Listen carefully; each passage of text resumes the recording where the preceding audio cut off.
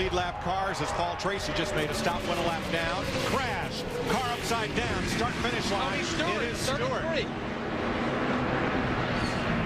Daniel Quinn in the 50 got into it. I don't see anyone else, but Stewart has taken a wild ride.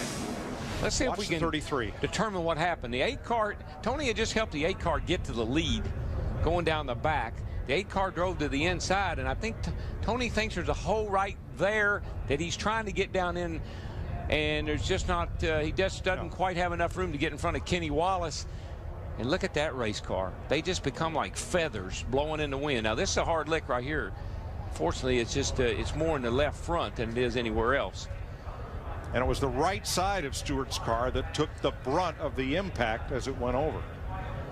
See, he's trying to get down in that hole right there. Not much room. I know Kenny Wallace is doing everything he can probably to give Tony all the room he can, but there's just not enough room there. You see the roof flaps deploy. Car goes upside down and hits hard on the left side. Yeah, the roof flaps deployed. They did their job, but the air just got out from underneath the back of the car, and the car came around. And Jimmy Spencer goes right to the back bumper of Darrell Waltrip as they drop down the backstretch. Tremendous side-by-side racing and a crash. Mark Martin's car lifts off the ground but does not go over. But this crash is going to involve several cars. You see Hud Strickland in the mud. There's outside, and there's it was bound to happen. Blake's speed is damaged badly, so is Rusty Wallace. The Sunoco car of Terry Labonte. Mark Martin's car. You just felt like that something was going to happen, and here's how it started. Mark Martin was down on the inside. Ernie Irvin got between he and Kyle Petty, and they touched, and around they go. Look at Mark Martin's car go up in the air. Comes back down on all 4 wheels, and meanwhile behind them, those fellows have no place to go. Ernie Irvin is now spun up in the outside wall. Kyle Petty is spun, the first 3 cars. And another angle now in this crash that has taken out several cars. Watch Ernie Irvin. Yeah. And Ernie Irvin got into Kyle Petty. That was the first thing that happened. And watch, we see the windshield fly to these automobiles as they turn backwards.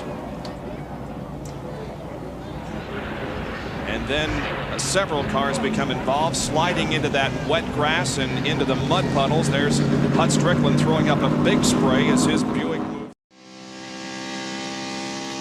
This is Robbie Gordon's Briggs & Stratton onboard camera.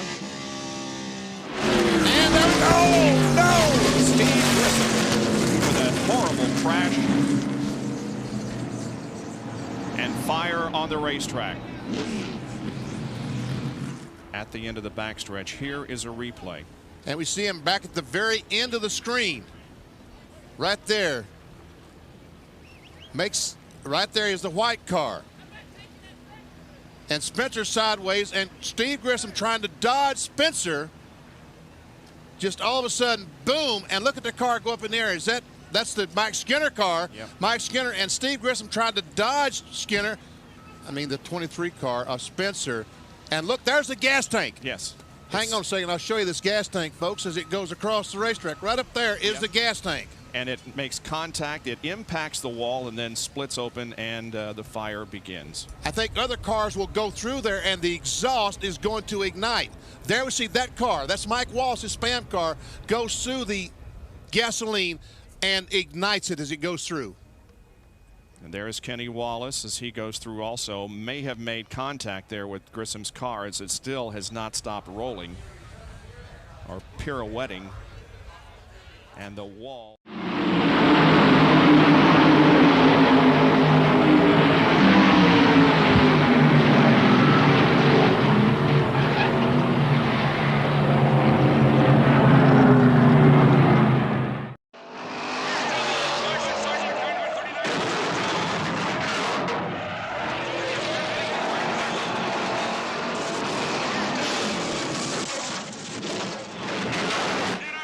Control. He's end over end down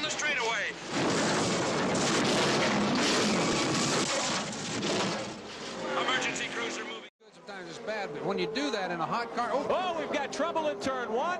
Look at that, 2 automobiles. That's Dale Earnhardt in the Wrangler Jeans machine. As you can see, oil pouring in the instant replay from our Ms. Lou cameras. Here's Earnhardt coming up behind Richmond. Earnhardt clips Richmond in the left rear quarter, kicks the deuce sideways. We see parts starting to fly. Richmond sliding sideways. Earnhardt goes right to the top of the track. He'll slam the wall here, and look at that. Earnhardt close to going out of the ballpark, Dick, as the 15 goes high in the air. Well, it's about as close as you can get from going over the wall. And I tell you, the thing just got hung up in there and just flipped right up on its top. I tell you, that brings back old memories, man. A rough ride indeed for Dale Earnhardt, the Wrangler Jeans machine, as well as the Richmond car. Safety crews on the speedway, the Pocono track crews getting there very quickly to see if Earnhardt is okay, and we'll wait a moment as they help him unbuckle and get set to climb out of the car as we see the 15 sliding to a stop on the instant replay. Oil pouring out of the back of the automobile. Could have been a dangerous situation. Agendas on those pit stops. Denny Hamlin took 2 tires that time. On Nemechek took 4 as Nemechek goes by him or tries to. It's not going to work. It's not going to work. Here we go again, boys. And up and over goes Casey Mears. What a day. I don't think I've ever seen. I've been here, coming here for 30 years. I've never seen a day like this. That was ugly. Hamlin got turned and squeezed up into 2 cars on the high side. See if we can figure it out. Now watch Hamlin right in the middle row in the front.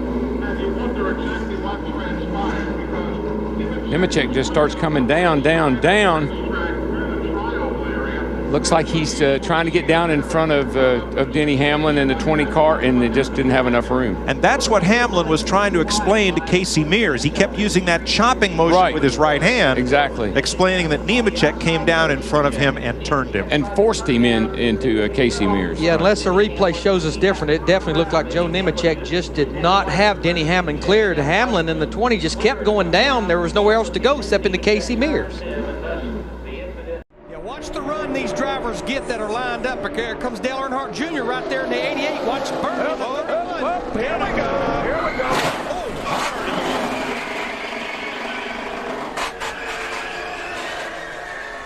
And she's all right after a hard crash, and the caution flag is out.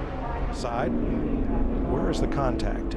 Somebody's going to come down into her, I think. Almirola. Yeah, right there. He got on the bumper of it. Looked like McMurray's car, the one. Turned him a little bit to the left. Thank God for safer barriers. That was a hard lick. It's almost that car didn't even look like it slowed down as it was going across there.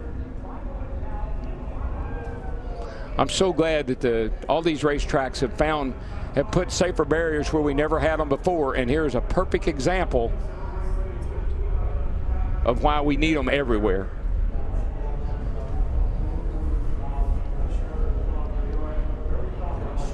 So Danica Patrick is okay after this. Bottom. There you go. Keep digging. 3 right. Goodness gracious.